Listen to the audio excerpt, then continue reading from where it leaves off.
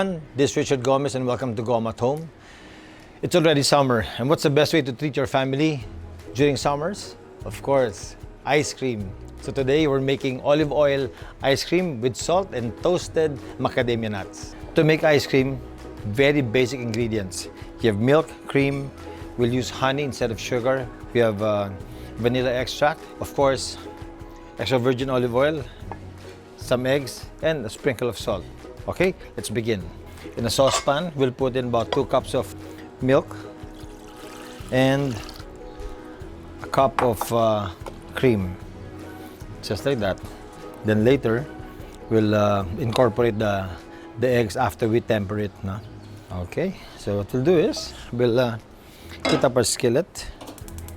Yeah. When you do your milk and cream mixture, you just have to keep on stirring it. Ayaw mo na masunog yung ilalim. That's why ilalagay mo lang sa medium heat. So this should take about 5 to 6 minutes. So we're using 3 eggs. Wow, nice eggs. Oh. Kapal ng albumin. So pag makapal yung albumin and it's not runny, that means it's fresh. No? Some kasi pag bumili ka sa groceries o supermarkets, pagbukas mo pa lang, pag-crack mo pa lang ng eggs, runny na kagad yung albumin niya. So this one, look at this. So buong buo yung albumin there. So that's about 2 to 3 days na eggs, no? So that's a fresh eggs you want to use. All right. So we'll be using 3 egg yolks. Kanina kasi I was checking on the nests of our chicken. Yung batch ng chicken yung medyo bata pa, so hindi pa sila naglalay ng eggs. Okay? So with the 3 egg yolks, what we'll do is that we'll take this out. We're not going to throw it, pero pwedeng gawin ito for meringue or for other desserts. So, ito. Just like that. And then later on, we'll temper this with our milk and cream mixture. Alright, just leave it here. Diyan ka lang. Huwag kang gagalaw. Huwag kang aalis. Huwag kang mahuhulog. Okay. We'll wait na uminit itong mixture natin. Okay, you have to be very watchful, no? Pag makita mo na nagsisteam na yung ibabaw niya, that's good enough. That's hot already. See, it's already 180 plus degrees Fahrenheit. So that's good enough to temper our eggs. At this point, I'll just take this out. No? And hinaan natin yan. So I'll whisk our eggs.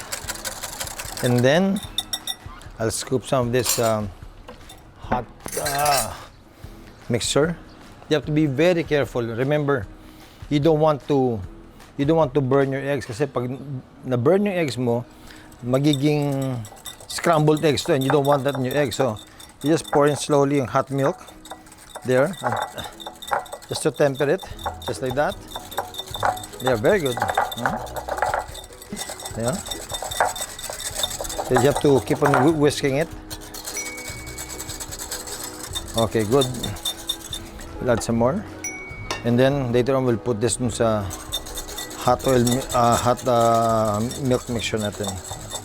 Okay, good. See? So it has to be very careful. You know.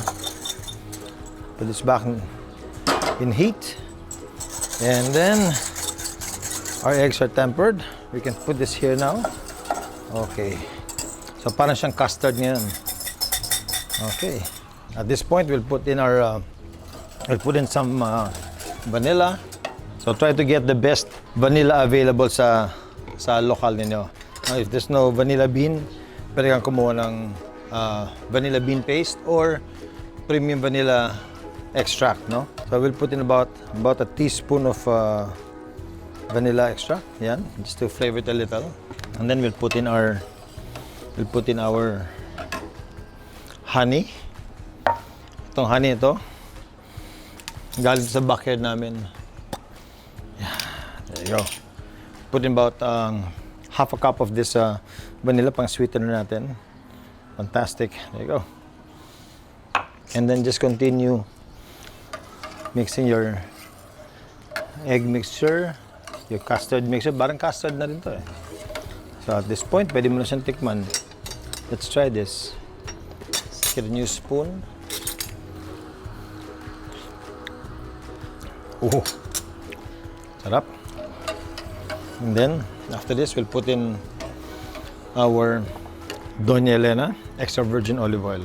Ilalagay natin yung olive oil natin once this off the fire. Pag medyo malamig-lamig na siya, you don't want to cook the olive oil, no?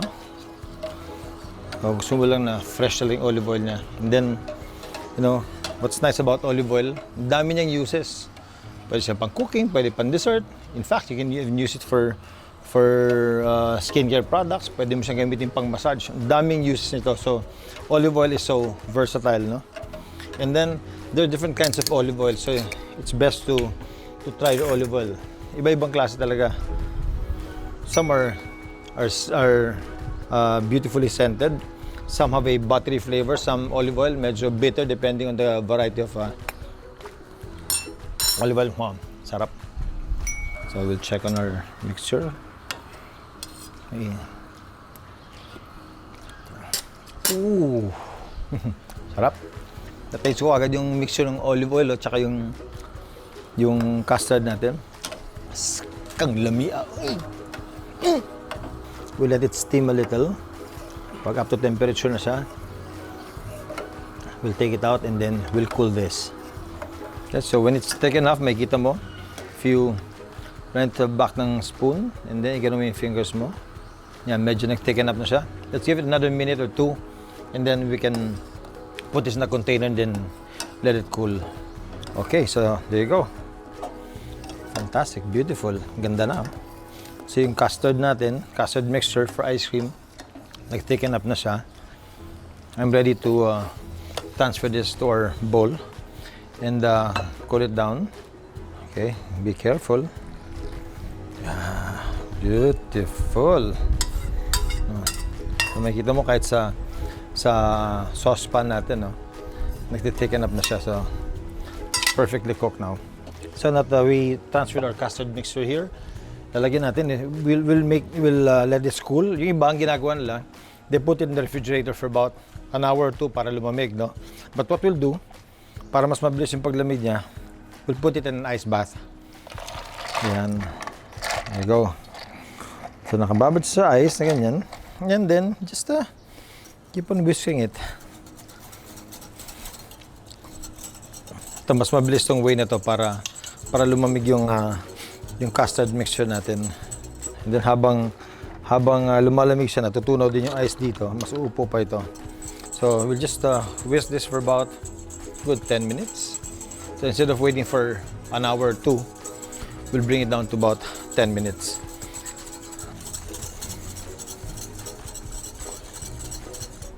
Okay, so while we're cooling this down, I'll put this on the side and then we'll prepare our macadamia nuts. I'll heat up our skillet. Yan. Diyan natin i-toast yung macadamia nuts natin. So, I have some macadamia nuts here. We'll open it. We'll crack it.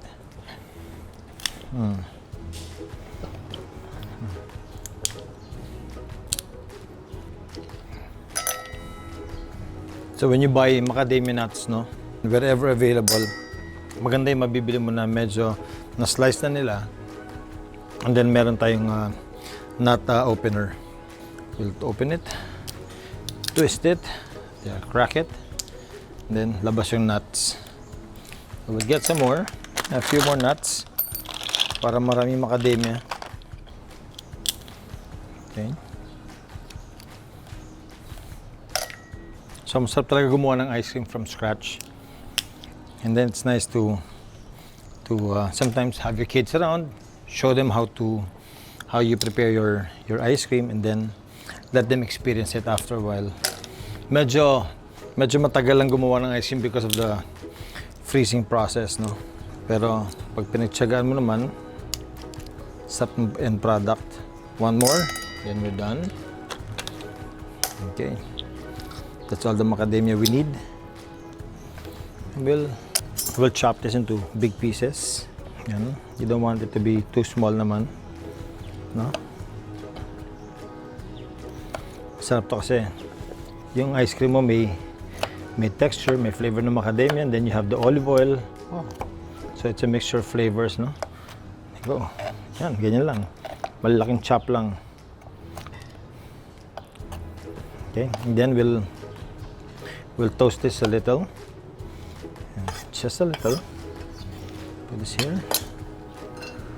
Ilalagay natin sa ice cream mixture natin. Just use a spoon for this.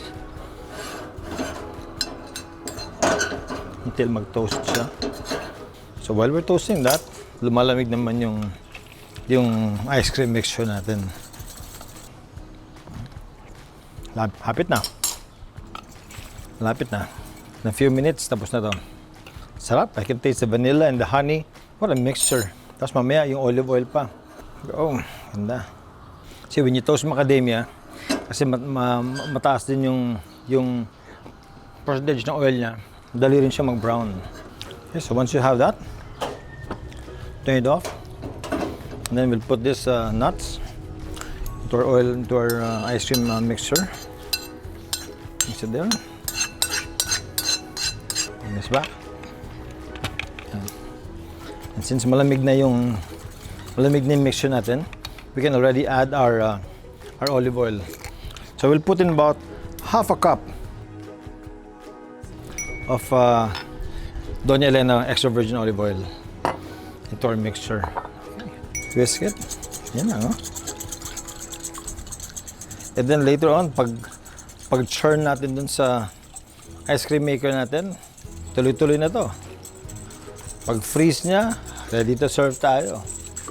Let me try the mixture before natin ilagay dun sa ating ice cream maker. Woohoo! Sarap. Yeah. Sarap. Put in a little more olive oil. Ah. Sarap. Buttery siya, oh. It's buttery, it's creamy. Amazing talaga yung olive oil, no? Ang dami niyang uses. So now, our mixture is cold. So we'll put in our mixture inside our ice cream machine. Let me just take this out. Yan. Pour it in. Just like that. Nice.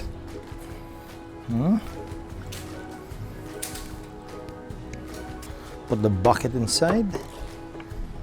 Okay.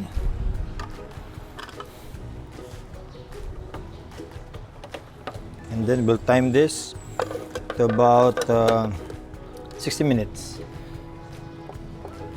Turn it on. 60 minutes, 1 hour. Okay, start it.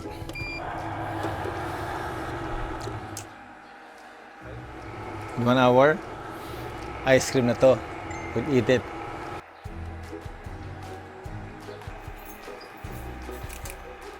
Our ice cream is hard already. Yun. Okay. Kunin natin siya. Woohoo! How nice. Can I scoop our ice cream? There you go. Inside. Put in some more. Okay. And we'll put in drops of olive oil. There you go. Oh, nice. Okay. And some coarse sea salt. Yan. Makita mo yung contrast ng sweetness and the salt. And then we'll put in a garnish. There you go. Beautiful. How nice. Okay, so here you go. Beautiful. Olive oil ice cream with sea salt and roasted macadamia nut. So now let's try this.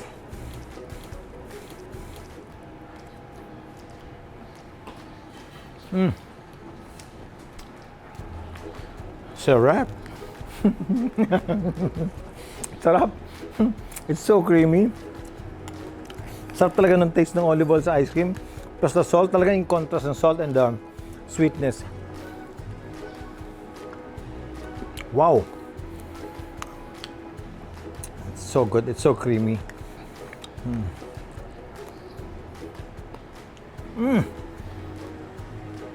Wow. Sarap. Well, there you go. Thank you so much for watching me here in Goma at Home. Please like, subscribe, and don't forget to press on the notification bell. And don't forget to also leave a comment. Para pag meron kayong mga comments na gusto nyo gawin ko, I'll do that. So this time, it's summer. Perfect tong ice cream para sa atin lahat. Okay? So, beautiful day deserves beautiful food. Alright? Smile and be happy. This is Richard Gomez, right here in Goma at Home. I'll see you next time. Bye guys. Bye. Galing ng olive oil sa ice cream.